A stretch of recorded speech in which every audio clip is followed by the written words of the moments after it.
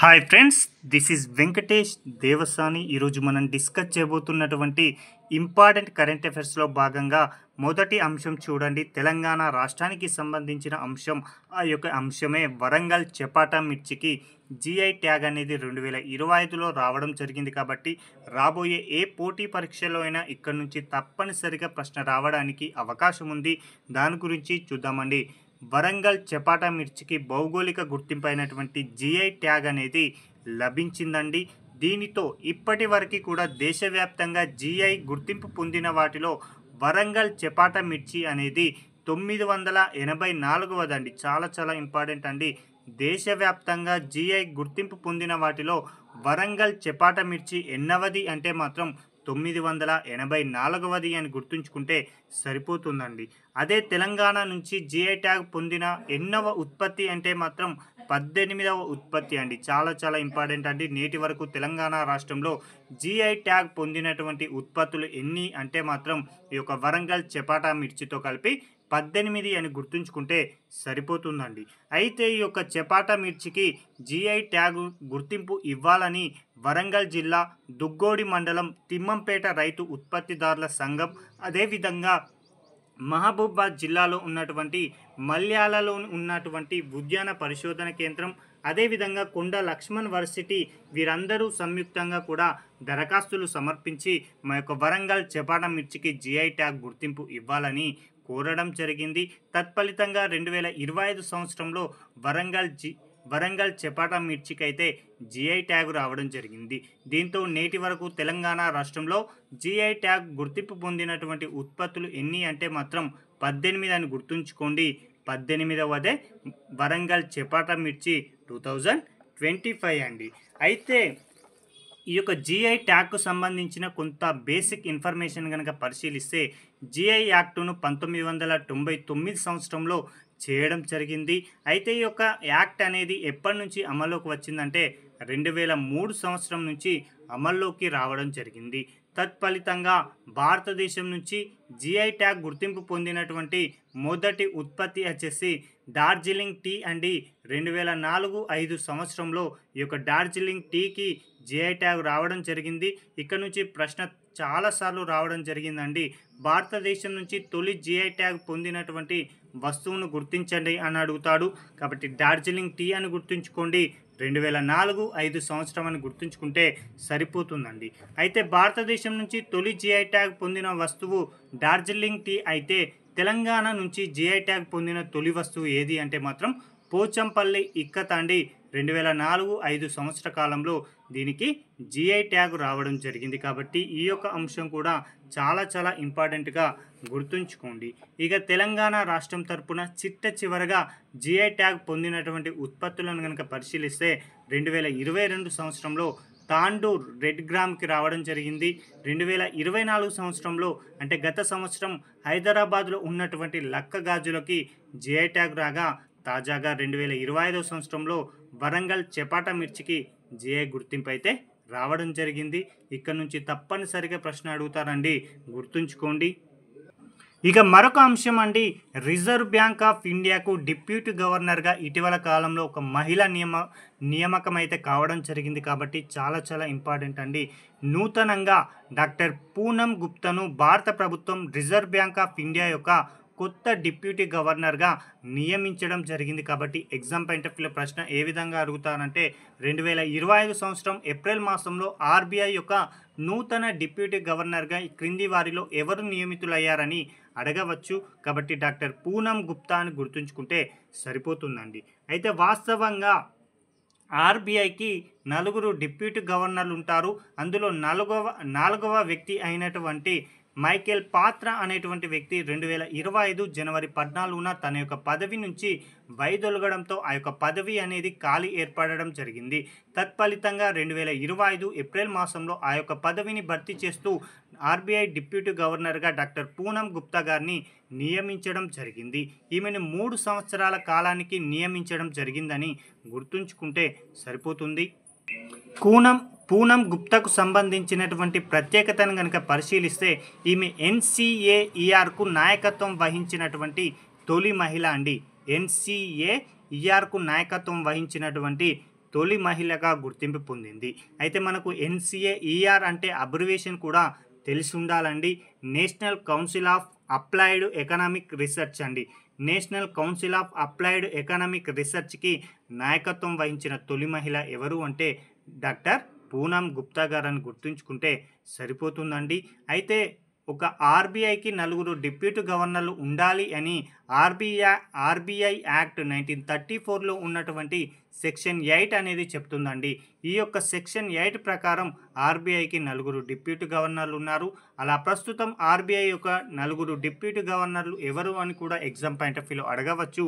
కాబట్టి స్వామినాథ్ ఎం రాజేశ్వరరావు, అదేవిధంగా టీబీ శంకర్, అదేవిధంగా నూతనంగా నియమితులైనటువంటి డాక్టర్ పూనం గుప్తా, వీరు ప్రస్తుతం ఆర్బీఐలో డిప్యూటీ గవర్నర్గా పనిచేస్తున్నారు. అదేవిధంగా ప్రస్తుతం ఆర్బీఐ గవర్నర్గా ఎవరు పనిచేస్తున్నారు అంటే సంజయ్ మల్హోత్రా గారండి ప్రస్తుతం ఆర్బీఐ యొక్క గవర్నర్గా పనిచేయడం జరుగుతుంది. అయితే ఇతడు ప్రస్తుతం ఆర్బీఐకి ఎన్నవ గవర్నర్ అంటే మాత్రం 26వ గవర్నర్గా గుర్తుంచుకుంటే సరిపోతుందండి.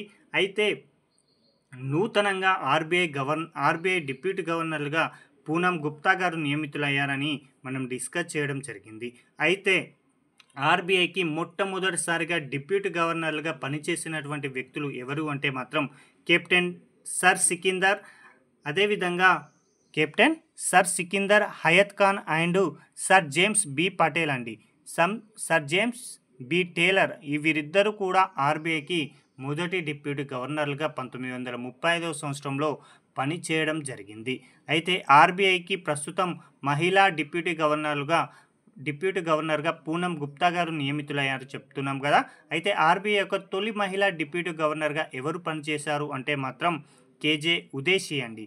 2003 మరియు 5 సంవత్సరాల కాలంలో ఈమె ఆర్బీఐకి డిప్యూటీ గవర్నర్గా పనిచేసింది. తత్ఫలితంగా ఆర్బీఐ యొక్క తొలి మహిళా డిప్యూటీ గవర్నర్గా రికార్డ్ అయితే సృష్టించింది అని గుర్తుంచుకుంటే సరిపోతుందండి. ఇక మరొక అంశం అండి, చాలా చాలా ఇంపార్టెంట్ ఉన్నటువంటి అంశం ఏంటి అంటే కుంభకోణం తమలపాక్కి, అదేవిధంగా తోవలై పూల గార్లాండ్కి అండి. చాలా చాలా ఇంపార్టెంట్ పేర్లు గుర్తుంచుకోండి. కుంభకోణం తమలపాక్కి, అదేవిధంగా తోవలై పూల గార్లాండ్కి జిఐ ట్యాగ్ అయితే రావడం జరిగింది. ఎందుకోసం మనం పక్క రాష్ట్రాలకు సంబంధించి ఈ యొక్క జిఐ ట్యాగ్ గుర్తింపు కోసం చదువుకోవాలి, ఎందుకోసం వీటిని చదువుకోవాలని మీకు డౌట్ రావచ్చండి. అయితే 2022లో గ్రూప్ 1.0లో ఒక ప్రశ్న అడగడం జరిగిందండి. ఈ క్రింది వాణిలో కాయ్ చట్నీ అనేటువంటి ఇటీవల కాలంలో కాయ్ చట్నీ జిఐ ట్యాగ్ పొందింది. క్రింది వాణిలో ఏ రాష్ట్రానికి సంబంధించిందని గతంలో ఆ ప్రశ్న రావడం జరిగింది. అది వేరే రాష్ట్రానికి సంబంధించిన ప్రశ్న అయినా కూడా ఎగ్జామ్ పాయింట్ ఆఫ్ వ్యూలో అడిగారు. అదేవిధంగా వీటికి సంబంధించి కూడా అడగడానికి మళ్ళీ అవకాశం ఉంది కాబట్టి చూద్దామండి. తమిళనాడు రాష్ట్రానికి చెందినటువంటి కుంభకోణం తమలపాక్కి, అదేవిధంగా తోవలై పూలదండకి, ఈ రెండింటికి 2025 సంవత్సరంలో జిఐ ట్యాగ్ రావడం జరిగింది. కాబట్టి ఎగ్జామ్ పాయింట్ ఆఫ్ వ్యూలో ప్రశ్న ఏ విధంగా అడుగుతారంటే 2025 సంవత్సరంలో జిఐ ట్యాగ్ పొందినటువంటి కుంభకోణం తమలపాక్ క్రింది వాణిలో ఏ రాష్ట్రానికి సంబంధించింది అడగవచ్చు, లేదా తోవలై పూలదండ ఈ క్రింది వాణిలో జిఐ ట్యాగ్ పొందింది, ఇది ఏ రాష్ట్రానికి సంబంధించిందని కూడా అడగడానికి అవకాశం ఉంది. కాబట్టి తమిళనాడు అని గుర్తుంచుకోండి. దీంతో ఈ యొక్క రెండింటికి ఇటీవల జిఐ ట్యాగ్ గుర్తింపు రావడంతో తమిళనాడులో ఈ యొక్క జిఐ గుర్తింపు పొందినటువంటి ఉత్పత్తుల సంఖ్య అనేది 60 నుంచి 62కు పెరిగింది అని గుర్తుంచుకుంటే సరిపోతుందండి. నేటి వరకు తమిళనాడు నుంచి 62 ఉత్పత్తులకు జిఐ ట్యాగ్ అనేది రావడం జరిగింది. అయితే ఈ యొక్క కుంభకోణం తమలపాక్కి ఎందుకోసం ఈ యొక్క జిఐ ట్యాగ్ గుర్తింపిచ్చారంటే ఈ కుంభకోణం తమలపాకులో అనేక ఔషధ గుణాలు అనేవి కలిగి ఉండడం చేత దానికి జిఐ ట్యాగ్ రావడం జరిగింది. ఇక తోవలై పూలదండ వివిధ రకాల పూలతో తయారు చేసినటువంటి దండ అండి. ఇది కన్యాకుమారికి సంబంధించి ఈ యొక్క తోవలై పూలదండ అనేది ప్రసిద్ధి చెందింది అని గుర్తుంచుకోండి. ఇక మరొక అంశం అండి, ఒక పథకం గురించి డిస్కస్ చేయబోతున్నాం. ఆ యొక్క పథకం వచ్చేసి పిఎం వికాస్ పథకం అండి. చాలా చాలా ఇంపార్టెంట్. పీఎం వికాస్ అనేటువంటి పథకాన్ని ఇటీవల కేంద్ర ప్రభుత్వం ప్రారంభించింది. కాబట్టి రాబోయే పోటీ పరీక్షల్లో ఇక్కడ నుంచి ప్రశ్న అడగడానికి అవకాశం అనేది ఉండడం జరిగింది. ఈ యొక్క పీఎం వికాస్ అనే పథకం ఈ క్రింది వారిలో ఎవరికి సంబంధించిందని కూడా అడగవచ్చండి. 2022 గ్రూప్ 1లో మొదటి గ్రూప్ 1 1.0లో ఒక ప్రశ్న అడిగారండి. పీఎం కుసుమ్ అనేటువంటి పథకానికి సంబంధించి అడగడం జరిగింది. మళ్ళీ భవిష్యత్తులో అలాంటి ప్రశ్నలు తలెత్తే అవకాశం ఉంది. కాబట్టి ప్రతి కేంద్ర ప్రభుత్వ పథకం గురించి నేర్చుకుంటే గనక ఎగ్జామ్ పాయింట్ ఆఫ్ వ్యూలో ప్రశ్న ఏ విధంగా ఇచ్చినా కూడా మనం చేయడానికి అవకాశం ఉంటుందండి. అయితే ఇటీవల పీఎం వికాస్ అనే పథకాన్ని కేంద్రం ప్రారంభించింది అంటున్నాం కదా. అయితే ఈ యొక్క పీఎం వికాస్ యొక్క అబ్రివేషన్ కూడా మనకు తెలిసి ఉండాలండి. ప్రధానమంత్రి విరసత్ కా సంవర్ధ్ అండి. ప్రధానమంత్రి విరసత్ కా సంవర్ధ్ అనేటువంటి పథకాన్ని ఇటీవల కేంద్ర మైనార్టీ వ్యవహారాల మంత్రిత్వ శాఖ ప్రారంభించడం జరిగింది. అయితే ఈ యొక్క పీఎం వికాస్ పథకం యొక్క ముఖ్య ఉద్దేశం ఏంటి, ఎందుకోసం దీనిని ప్రారంభించారు అంటే మాత్రం మైనార్టీలకు సంబంధించి నైపుణ్యాన్ని పెంపొందించడానికి, అదేవిధంగా వారికి విద్య ఆర్థిక సాధికారత కోసం ఉద్దేశించినదే ఈ యొక్క పీఎం వికాస్ అనేటువంటి పథకం అండి. అయితే ఈ యొక్క పథకం రాకముందు మైనార్టీల కోసం అనేక పథకాలను అయితే కేంద్రం తీసుకొచ్చింది. అందులో సికో జౌర్ కమావో, నయా మంజిల్, నయా రోష్ని, ఉస్తద్, హమారీ ధరోహర్ అనేటువంటి పథకాలు ఉండేవి. ఆ యొక్క పథకాలన్నింటినీ విలీనం చేస్తూ ఈ యొక్క పీఎం వికాస్ అనేటువంటి పథకాన్ని అయితే నూతనంగా కేంద్ర ప్రభుత్వం తీసుకొచ్చింది. కాబట్టి ఇది ఎవరికి సంబంధించిందంటే మైనార్టీలలో నైపుణ్యాన్ని పెంపొందించేటువంటి పథకం అని గుర్తుంచుకుంటే సరిపోతుందండి.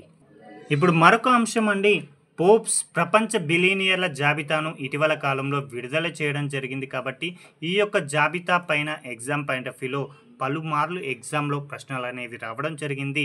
భవిష్యత్తులో వచ్చేటువంటి అవకాశం ఉందండి. పోప్స్ వారు 2025 సంవత్సరం ఏప్రిల్ మాసంలో ఈ యొక్క జాబితానైతే విడుదల చేయడం జరిగింది. ఈ యొక్క జాబితా ప్రకారం ప్రపంచంలో అత్యధికంగా కుబేర్లు అంటే ధనవంతులు కలిగినటువంటి దేశాలు విడుదల చేయడం జరిగింది. ఇందులో భాగంగా పోప్స్ ప్రకటించిన ప్రపంచ బిలియనియర్ల జాబితాలో అత్యధిక కుబేర్లు కలిగిన దేశాల వరుస క్రమం పైన ఎగ్జామినర్ ప్రశ్న అడిగితే మొదటి స్థానంలో అమెరికా ఉందండి. ఇక్కడ అత్యధికంగా 902 మంది కుబేర్లు ఉండడం జరిగింది. ఇక రెండవ స్థానంలో చైనా 516తో రెండవ స్థానంలో ఉండగా భారత్ 205 మంది కుబేర్లతోటి ప్రపంచంలో మూడవ స్థానాన్ని కలిగి ఉండడం జరిగింది. పైన పేర్కొన్న ఈ యొక్క 3 దేశాలలోనే దాదాపుగా 50% మంది కుబేర్లు అనేవారు ఉండడం జరిగింది. కాబట్టి చాలా ఇంపార్టెంట్ అండి. ఓకేనా, మొత్తం జాబితాలో 50% మంది ఈ యొక్క 3 దేశాలలో వారే ఉండడం జరిగింది అని గుర్తుంచుకోండి. అయితే ఈ యొక్క నివేదిక ప్రకారం ప్రస్తుతం ప్రపంచంలోనే అత్యధికంగా కుబేర్లు కలిగినటువంటి వ్యక్తుల వరుస క్రమాన్ని సరైన క్రమంలో అమర్చండి అడుగుతాడు. కాబట్టి ప్రస్తుతం పోప్స్ ప్రకటించిన ప్రపంచ బిలియనియర్ల జాబితాలో అత్యధికంగా ధన సంపదతోటి మొదటి స్థానంలో ఎలాన్ మాస్క్ గారు ఉన్నారండి, 342 బిలియన్ డాలర్లతో. రెండవ స్థానంలో మార్క్ జూకర్బర్గ్ 216 బిలియన్ డాలర్లు. ఇక మూడవ స్థానంలో జెఫ్ బెజోస్, నాలుగో స్థానంలో లారీ ఎలిసన్, ఐదవ స్థానంలో బెర్నాల్డ్ అర్నాల్డ్ అండి. వీరి యొక్క వరుస క్రమం పైన ఎగ్జామినర్ అడగవచ్చు. కాబట్టి ఈ యొక్క 5 వరుస క్రమాన్ని గుర్తుంచుకోండి. మొదటి స్థానం ఎలాన్ మస్క్ అని గుర్తుంచుకుంటే సరిపోతుంది. ఈ యొక్క ప్రపంచంలో అత్యధిక బిలియనియర్ల జాబితాలో భారత్ నుంచి చోటు సంపాదించుకున్న టాప్ 100లో చోటు సంపాదించుకున్నటువంటి వ్యక్తుల్లో 18వ స్థానంలో ముఖేష్ అంబానీ గారు ఉన్నారండి, 92.5 బిలియన్ డాలర్లతో. ఇక 28వ స్థానంలో గౌతమ్ అదానీ గారు, 48వ స్థానంలో సావిత్రి జిందాల్, 51వ స్థానంలో శివా నాడర్, 79వ స్థానంలో దిలీప్ సింఘ్వి. వీరందరూ కూడా భారత్ తరపున ఉండి ప్రపంచ కుబేర్ల జాబితాలో టాప్ 100లో చోటు దక్కించుకున్నారు. అయితే అభ్యర్థులు ఇక్కడ మరొక అంశాన్ని గుర్తుంచుకోవాలండి. ఇప్పుడు మనం చెప్పిన ర్యాంకింగ్స్ అన్నీ కూడా ప్రపంచవ్యాప్తంగా, అదే మన భారతదేశంలో అత్యధికంగా ధన సంపద కలిగి పోప్స్ జాబితాలో అగ్రస్థానంలో ఉంది భారత్ తరపున ఎవరు అంటే మొదటి స్థానంలో ముఖేష్ అంబానీ, రెండవ స్థానంలో గౌతమ్ అదానీ, మూడవ స్థానంలో సావిత్రి జిందాల్, 4వ స్థానంలో శివ నాడార్ అండి. వీరు మన భారత్ తరపున మన భారతదేశంలో అత్యధిక ధన సంపద కలిగిన నలుగురు వ్యక్తులుగా ఉండడం జరిగింది.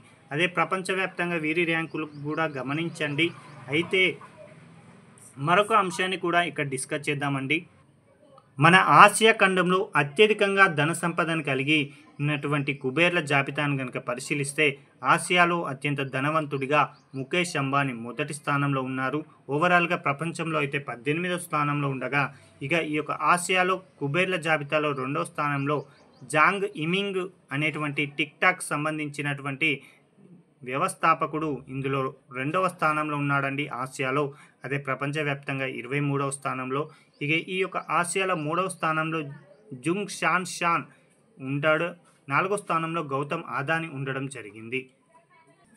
జరిగింది కాబట్టి ఆసియాలో అత్యంత ధనవంతుల్లో ముఖేష్ అంబానీ మొదటి స్థానంలో ఉండగా, మన భారతదేశానికి సంబంధించిన గౌతమ్ అదానీ 4వ స్థానంలో ఉండడం జరిగింది. ఇక మన తెలుగు రాష్ట్రాలలో అత్యంత ధనవంతులుగా మొదటి స్థానంలో తెలుగు రాష్ట్రాలలో మురళీదేవి గారు ఉన్నారండి, $9.1 బిలియన్. ఇక ప్రపంచవ్యాప్తంగా ఇతని ర్యాంకు 323. ఇక 2వ స్థానంలో తెలుగు రాష్ట్రాల్లో బి పార్థసారథి రెడ్డి, 3వ స్థానంలో మహిమా దాట్ల, 4వ స్థానంలో జిఎం రావు గారు ఉండడం జరిగాయి. ఈ రెడ్ ఇంకుతో రాసినటువంటి అంశాలనేవి వారి ప్రపంచ ర్యాంక్ అని గుర్తుంచుకుంటే సరిపోతుందండి. ఇదండి ఈ రోజుకు సంబంధించిన ముఖ్యమైన కరెంట్ అఫైర్స్ మీ ముందుకు తీసుకొచ్చాను. Thank you.